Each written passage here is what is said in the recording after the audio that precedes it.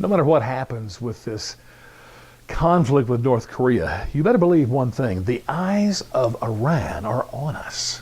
You see, they're in the same boat as North Korea was. Back in the 90s, when Bill Clinton was president, he led the government to do what governments do, and that's make really dumb moves and ridiculous deals. He, of course, gave tons of money to North Korea, and they promised not to do nukes and other military things. And, of course, they took the money, had a good time, and continued their militaristic goals. Well, Barack Obama made the same fatal mistake with Iran just a couple of years ago when he did his deal, and again, we gave them tons of cash, and of course, they promised to be good world citizens, which is not going to happen, except the good time with the cash stuff. So you better believe they're watching to see exactly what happens as North Korea, is doing their threatening maneuvers. And I believe there's two key lessons they will learn. One's positive, one's negative. The positive one is this: if they don't know already, they will certainly learn that our military is awesome. And personally, I just trust them so much. I believe in their technology, their ability, their power. They will take care of anything North Korea decides to do. I really believe that. I think the worst thing that can happen is what I heard a general say, which is, North Korea could shoot a missile here and there and we could stop all of those. However, his only concern is if they have the ability to send up multiple missiles at once in different directions, maybe one will get through, but who knows if they really can do that or not. I just trust our military. They are awesome. The second lesson, though, is a negative one, and it's this. Iran already knows this, but in a world conflict, a military conflict like this would be so huge, and it's this.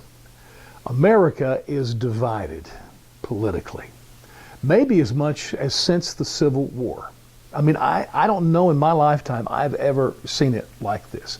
And here's the tragedy of this. Let's say North Korea actually launched missiles. Maybe they killed some people or had some bit of success. I believe 100% that Maxine Waters, the Democrats, the press would quickly join in the chorus to say it's Donald Trump's fault. And I got to tell you, I mean, even after 9/11, we all came together, and certainly the past wars, we all came together at the first. We're so divided now, though, I just don't believe that would happen. And whatever division we have, oh my goodness, would it be so escalated in a war type event that we were not able to come together. I think Iran will see, wow, we don't need nukes. We just need to join the Russians or whoever else is trying to bring about chaos among our political system and among our democracy. Because nukes will never defeat us.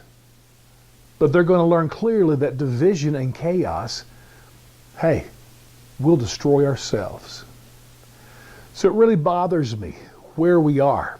And so just as Iran is watching us this closely, maybe it's time for us to look at ourselves. Because listen, the issue here is not Donald Trump. We have a rogue nation with crazy people with nukes. I call it kooks with nukes. That's the only issue. And if there's ever an issue that should bring us together, it's that. And you know what? I was watching CNN.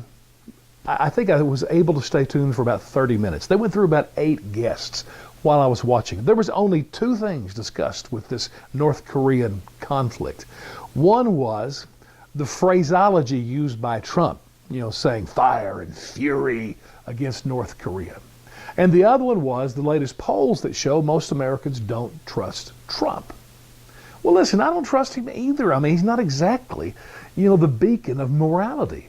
But we're talking about this man was elected as commander-in-chief, and we're coming into a wartime, experience here. If there's ever a moment we've got to join together, it would be this. It's not happening, nor will it. And even worse, if something happens, the Democrats, the press, Maxine, will blame Trump. When the only issue is, we're in a world where kooks have nukes.